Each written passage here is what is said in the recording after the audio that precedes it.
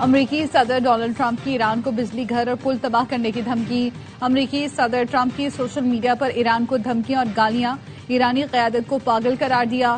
Fox news کو interview میں پیر تک ایران سے معاہدے کا قوی امکان ظاہر کر دیا۔ کہا امریکہ اور ایران کے درمیان مذاکرات جاری ہیں، کل تک ڈیل ہو سکتی ہے۔ ہے مین کول ڈاؤن، پاکستان میں ایرانی سفیر رضا میری مقدم کا رد عمل، ایکس پر لکھا ٹھنڈے ہوں اور مزید تاریخ پڑھیں، ہار کو خوش اسلوبی سے قبول کریں، برا ہارنے والے نہ بنیں، یہ تو صرف آغاز ہے۔ ایرانی سفیر نے تباہ شدہ امریکی طیاروں کے ملبے کی تصاویر بھی شیئر کی۔ اور غلام خان سیکٹر میں سرحدی چوکی پر فتنہ خوارج کا حملہ ناکام، بھرپور جوابی کارروائی میں فتنہ خوارج کے 37 دہشت گرد جہنم واصل، 80 سے زائد زخمی ہوئے۔ وزیر اطلاعات عطا طاہر نے بتایا 3 اور 4 اپریل کو افغان طالبان اور فتنہ خوارج کو بھاری جانی نقصان کا سامنا کرنا پڑا۔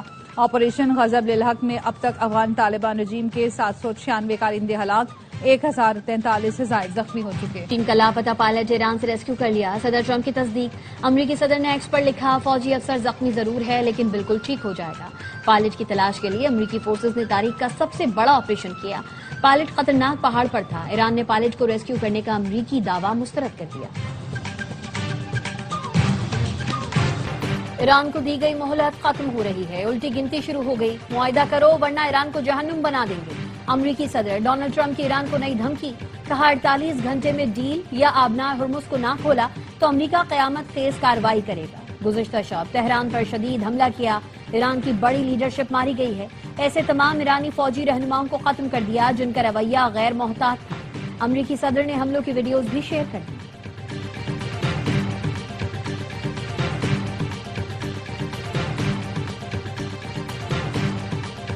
اسرائیل کی تہران سمیت ایران کے دیگر شہروں پر بمباری، جنوب مغربی ایران پر بمباری میں 9 افراد شہید، وہاں شہر پیٹروکیمیکل پلانٹ پر حملے میں 5 افراد شہید۔ گزشتہ روز 6 پیٹروکیمیکل پلانٹس پر میزائل برسائے گئے تھے۔ تہران اور قم سمیت مختلف شہروں میں دھماکے سنے گئے۔ امریکہ نے بمباری کر کے ایران کا تاریخی اسٹیڈیم تہران آزادی اسپورٹس کمپلیکس بھی تباہ کر دیا۔ بوشہر جوہری پاور پلانٹ پر حملوں کے بعد روس نے بوشہر پلانٹ سے عملے کے مزید 198 افراد کو نکال لیا۔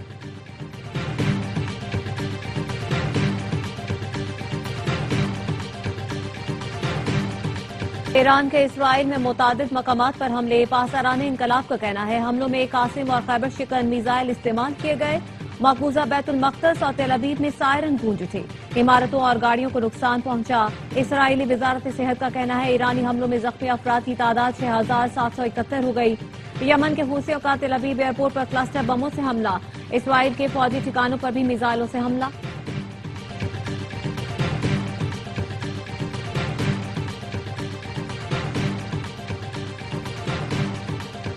امریکی فوج کو بہادر باکردار قائدین کی ضرورت ہے، جبری ریٹائر کیے گئے امریکی آرمی چیف رینڈی جارج کی الوداعی ای میل۔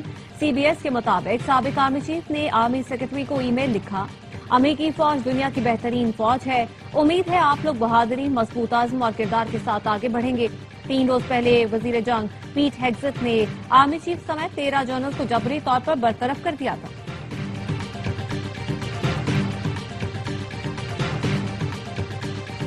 ایران کے ایک بار پھر اسرائیل اور خطے میں امریکی اہداف پر میزائلوں کی بارش، پاسداران انقلاب نے حیفا میں لڑاکا طیاروں کو ایندھن فراہم کرنے والی ریفائنری کو نشانہ بنایا، ایرانی میزائل حملے میں ریفائنری تباہ ہو گئی۔ یو اے ای کے الویس میں قائم امریکی پیٹروکیمیکل پلانٹ کو میزائل سے اڑا دیا، حملے کے بعد آتش زدگی سے آسمان پر دھوئیں کے بادل چھا گئے۔ پاسداران انقلاب نے حبشہ کی گیس تنصیبات کو بھی ٹارگٹ کیا، بحرین کے شہر سترا میں قائم امریکی پیٹروکیمیکل پلانٹ پر ڈرون حملہ کیا گیا، کویت میں بھی امریکی اہداف کو ٹارگٹ کیا گیا۔ پاسداران انقلاب کا کہنا ہے دشمن نے دوبارہ شہری تنصیبات کو نشانہ بنایا تو منہ توڑ جواب دیا جائے گا۔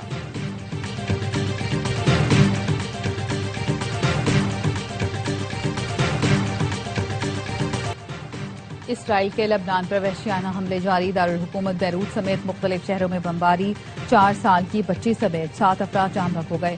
2 مارچ سے جاری صہیونی ظاہریت سے 1400 سے زائد لبنانی شہری لقمہ اجل بن چکے ہیں، ان میں 125 بچے اور 91 خواتین شامل ہیں، ہزاروں افراد زخمی ہیں۔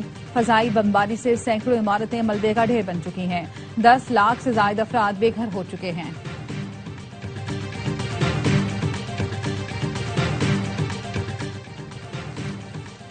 وزیر خارجہ اسحاق ڈار اور ایرانی ہم منصب عباس عراقچی کا ٹیلی فونک رابطہ، خطے کی بدلتی صورتحال پر تفصیلی تبادلہ خیال۔ ترجمان دفتر خارجہ کے مطابق پاکستان نے کشیدگی میں کمی کی تمام کوششوں کی حمایت کا اعادہ کیا، مسائل کے حل کے لیے مذاکرات اور سفارتکاری کی اہمیت پر زور دیا۔ مشکل میں عوام کو اکیلا نہیں چھوڑ سکتے، جس قدر ممکن ہے عوامی ریلیف کے اقدامات کرتے رہیں گے۔ وزیر اعظم شہباز شریف کی اجلاس میں گفتگو، خطے کی صورتحال اور پیٹرولیم مصنوعات پر حکومتی سبسڈی کا جائزہ لیا گیا۔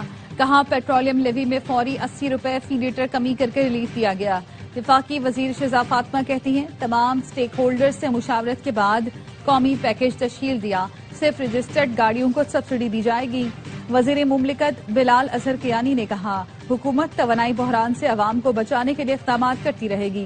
وزیر اطلاعات عطا تارڑ نے کہا پوری دنیا میں تیل کی قیمتیں اوپر جا رہی ہیں، جب گنجائش ہوگی عوام کو ریلیف دیں گے۔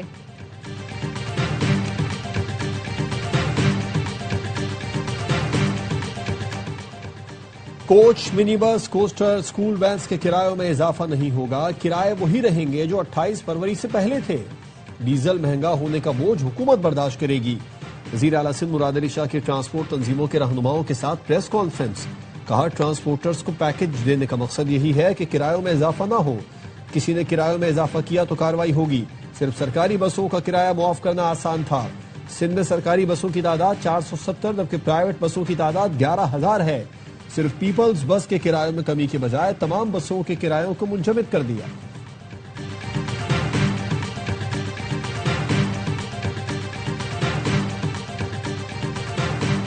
کفایت شعاری مہم کے تحت صوبوں کے اقدامات، خیبر پختونخوا، بلوچستان، گلگت بلتستان میں مارکیٹوں کا نیا شیڈول جاری۔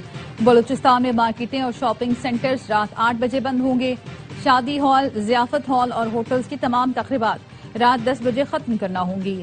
دواخانے، تندور اور نان بائی پابندی سے مستثنی ہوں گے۔ خیبر پختونخوا میں ڈویژنل ہیڈ کوارٹرز میں مارکیٹ اور پلازے رات 9 بجے، دیگر اضلاع میں 8 بجے بند ہوں گے۔ ریسٹورانٹس، کیفے، شادی ہالز اور تمام تقریبات رات 10 بجے تک ختم کرنے کی ہدایت۔ ہوم ڈیلیوری اور ٹیک اوے سروس کو مقررہ وقت کے بعد بھی کام جاری رکھنے کی اجازت۔ صنعتی، مینوفیکچرنگ اور ایکسپورٹ یونٹس کو پابندیوں سے استثناء ہوگا۔ گلگت بلتستان میں تمام مارکیٹس رات 8 بجے بند کرنے کی ہدایت۔ ہوٹلز اور شادی ہالز کی تقریبات رات 10 بجے سے قبل ختم کی جائیں گی۔ اطلاق کل سے ہوگا۔ میڈیکل سٹورز پابندی سے مستثنیٰ قرار۔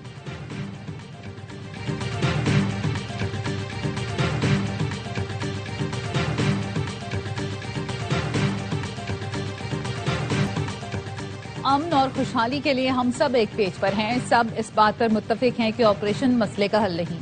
وزیر اعلیٰ سہیل آفریدی کی باجوڑ میں قومی امن جرگے کے قائدین سے گفتگو، امن کے لیے قبائلی عمائدین کی جدوجہد کو سراہا۔ سہیل آفریدی نے کہا جنگ نے ہمارے انفراسٹرکچر، اداروں اور نوجوانوں کو نقصان پہنچایا۔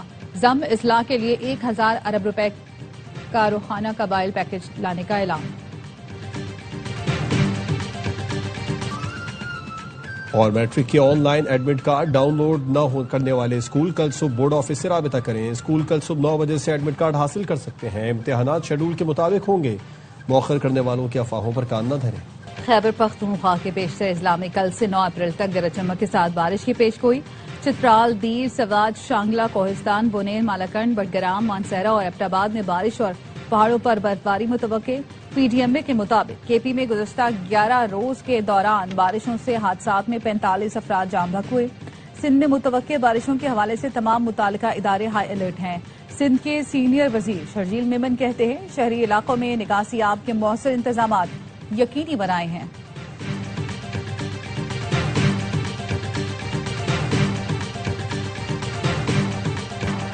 Chairman P C B Mohsin Naqvi کی زیر صدارت لاہور میں بورڈ آف گورنرز کا اجلاس، بورڈ نے پی ایس ایل میں ٹیموں کی ریکارڈ نیلامی پر شکریہ ادا کیا۔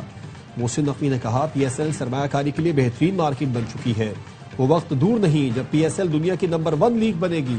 اجلاس میں سعودی عرب کرکٹ فیڈریشن کے ساتھ جدہ میں کرکٹ اسٹیڈیم کی ڈیولپمنٹ کے لیے تعاون کے حوالے سے دلچسپی کا اظہار کیا گیا۔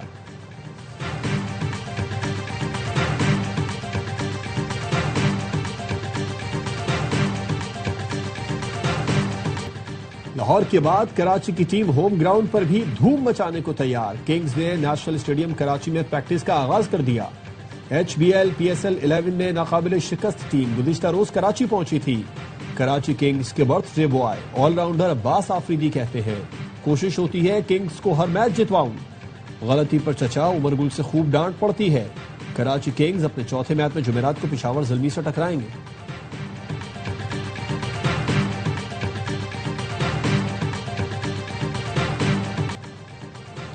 لندن پولیس کی لاپرواہی، اسلحے سے بھرا بیگ میئر صادق خان کے گھر کے باہر چھوڑا۔ میٹروپولیٹن پولیس کا کہنا ہے بیگ میں سب مشین گن، پستول، ٹیزر گن اور دیگر اسلحہ تھا۔ اسلحے کا بیگ پولیس اہلکار میئر کے گھر کے باہر بھول گئے تھے۔ شہری نے پولیس کو اطلاع دی، غفلت برتنے پر 5 اہلکار معطل۔